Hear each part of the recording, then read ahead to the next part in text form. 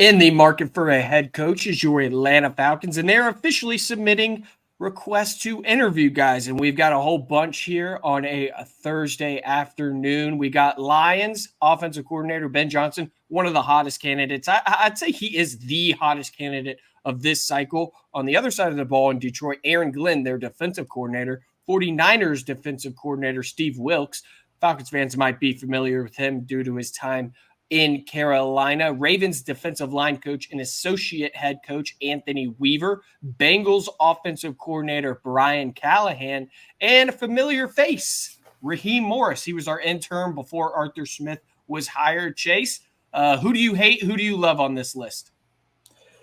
Well, there's some guys that I just don't even think are legitimate candidates, like one being Raheem Morris. I mean, I love Raheem Morris, and I liked what he did in Atlanta. I have a hard time believing that after everything that's happened over the last 6 seasons, they go back to a guy that was the interim head coach in the middle of these. So that doesn't make a lot of sense. I just think that's kind of giving a guy who probably is deserving of an interview. It's just like doing their due diligence. I think he does deserve an interview and probably a head coaching job. But I think that the chances that Arthur Blank and Rich McKay eat crow and admit that they were wrong and hiring Arthur Smith instead of Raheem Morris, promoting him from within, is slim to none. So I would say the prospect of him as a head coach is not real. Yeah, I mean, obviously the sexy name is Johnson, the offensive coordinator. I would love him. I think he's going to have his pick of the litter. As you said, he's probably the hottest head coaching commodity, at least as like first year options. I mean, you could argue Jim Harbaugh might be hotter than him, but he's right up there at the top of the list. And he's probably going to have his pick of the litter, if not his second pick of the litter. So, but yeah, I think all Falcons fans would probably be happy with him. Aaron Glenn's an interesting name. Don't really see that. Same thing with Weaver, Brian Callahan. We talked about this before we even hopped on here. That shouldn't even be an option. I mean, you look at the Bengals offense, it's a product of Joe Burrow, and Zach Taylor's over there really running that offense. And then you're going to get it just doesn't, there's nothing sexy about that option. Steve Wilks is an interesting name, obviously leading a fantastic defense in San Francisco. He did a really good job in Carolina last year when he took over as their interim head coach for Matt Rule. Didn't really get a chance when he was the head coach in Arizona, really got screwed there. So Steve Wilks is, of all the names that you named, probably would be like the second on my list. But outside of that, I don't really see the other five. I would be shocked if any of the other five got serious interest and were, as we go to the second, third, fourth interview and stuff like that, if they were really considered.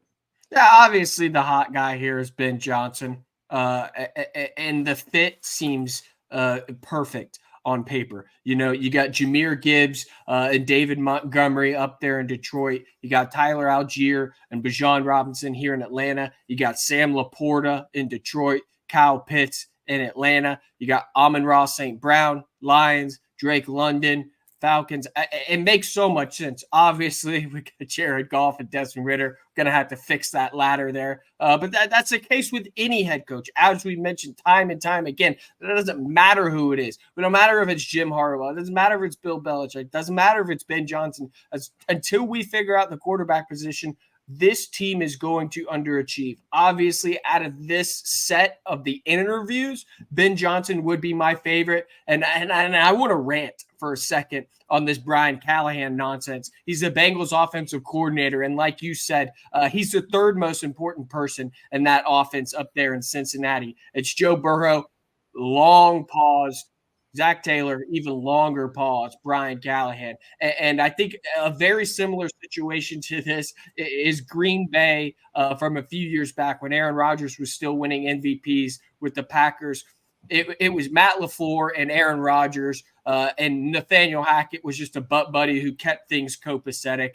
He parlayed those incredible years in Green Bay to a head coaching gig in Denver, and everybody saw how that worked out. It was an absolute joke, and now you're seeing the same thing in New York. I mean, the New York offense is an absolute joke. A lot of that can be put on the quarterback position too, but Nathaniel Hackett's not doing anything. The only reason he still has a job is because Aaron Rodgers likes him. I feel very strongly about that, and I feel strongly about that in general. If you're going to hire a coordinator, it better be a coordinator who is actually calling in the plays. Now, obviously, there's guys outside of that realm, the Harbaughs of the world, the Mike Tomlins of the world. So guys aren't actually play callers anymore, and it's all good and well. But the fact of the matter is the movement in the NFL is you either call your own plays or just be a masterful CEO and motivator. And I don't see that with Brian Callahan at all.